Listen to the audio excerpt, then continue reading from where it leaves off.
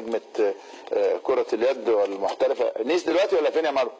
نيس فرنسي درجة أولى. ده دوري ممتاز يعني مسمينا ما شاء الله، عاملة شغل، وكانت السنة اللي فاتت مرشحة أفضل لاعبة وأهلاوية عنيفة. ازيك يا مروه؟ الحمد لله. ربنا يخليك. انا بس مش عايز اطول على حضرتك ولا اطول على ضيوفك، برحب بيهم طبعا. يمكن حضرتك من الناس المقربه جدا ليا، وشرف ليا وفخر ليا صداقتك واخويتك وابويتك. مش عايزه اكبرك، انت لسه صغير. انا بس بصراحه مش عاجبني، انا طبعا مش في مكان ان انا انتقد النادي الاهلي، ولا انا اقل بكتير ان انا انتقد مجلس اداره النادي الاهلي. النادي زي ما كان بيتكلم مع حضرتك من شويه، الاستاذ اللي كان بيتكلم في طفره انشائيه موجوده جوه النادي وكل حاجه، لكن النادي الاهلي محتاج نظره اكبر من كده لفريق الكوره. مش هكلمك عن بقيه الفرق الجماعيه، لانك انت هتكتشف بنفسك السنه الجايه ايه دور الفرق الجماعيه الموجوده. انا هتكلم عن الكوره ان هي المنفذ للناس. ويمكن بتاعت ما حضرتك نبهت اول امبارح في حلقتك ان انا كنت طالبه مداخله مع حضرتك. ناس كتيره جدا كلمتني. احنا في وقت مش طبيعي. النادي الاهلي دلوقتي حاجه مش طبيعيه. النادي الاهلي باشمهندس محمود طاهر حضرتك رئيس اكبر نادي في تاريخ افريقيا، رئيس اكبر نادي موجود في مصر وفي افريقيا. انا بقول للناس ان انت كنت من اشد المؤيدين للمهندس محمود طاهر في الانتخابات. مفيش طبعا، مفيش مشكله. يعني الراجل محترم جدا، وعلى المستوى الشخصي راجل محترم ومعروف. مفيش نقاش في حاجه زي كده. لكن لما حضرتك استاذ محمود طاهر، لما حضرتك تفرط في حقك، لما اي شخص من الاشخاص يطلع وينتقد حضرتك وتفرط في حقك، وانت مش بتفرط في حقك، انت بتفرط في حق النادي الاهلي.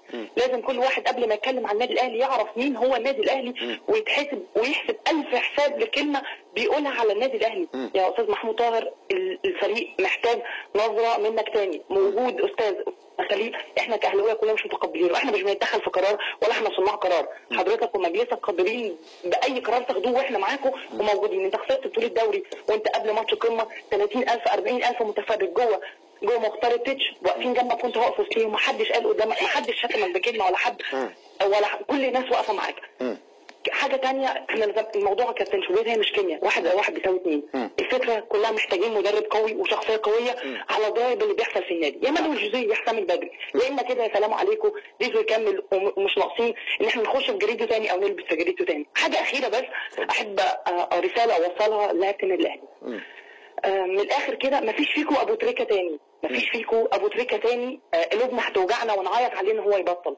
استرجلوا وتلعبوا باسم النادي الاهلي. اعرف حجم التيشيرت اللي انت بتلعب بيها، اعرف ما فيكوش ابو تريكه وما فيكوش حسام غالي، واحد عنده 33 سنه بيبهدل نفسه على كل كوره، بيرمي نفسه على كل كوره بوشه من الارض، بيطلع الكوره. خليكوا رجاله، سيبكم من الجل والتيشيرتات والسيلفي والصور والفيسبوك والانستجرام.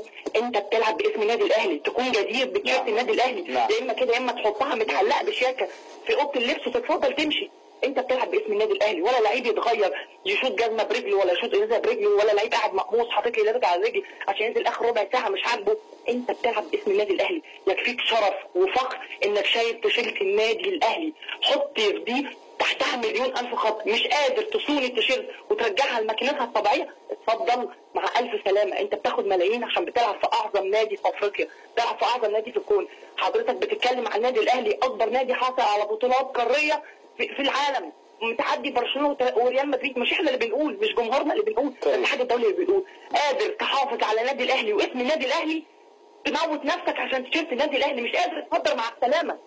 هي دي رسالتي الاخيره. ما فيكوش ابو تريكه تاني، قلبنا مش هيوجعنا على حد زي ابو تريكه لما بطل. مسترجل وحافظ على تيشيرت النادي الاهلي، عشان النادي الاهلي كبير قوي واكبر من اي حد، والاهلي فوق جميعا. اتمنى ان الرساله توصل، اتمنى الرساله توصل للناس، اتمنى ان الهدوء يرجع تاني للنادي الاهلي، لان النادي الاهلي اكبر صرح رياضي موجود في افريقيا والشرق الاوسط. مصلحه النادي الاهلي من مصلحه منتخب مصر. ان شاء الله النادي الاهلي هيرجع لمكانته الطبيعيه. موسم وكبوه وعدت، اتمنى ان نرجع لمسارنا الصحيح. مانويل جوزيه او حسام البدري، يا اما شكرا. دي وجهه نظري، شكرا يا مروه.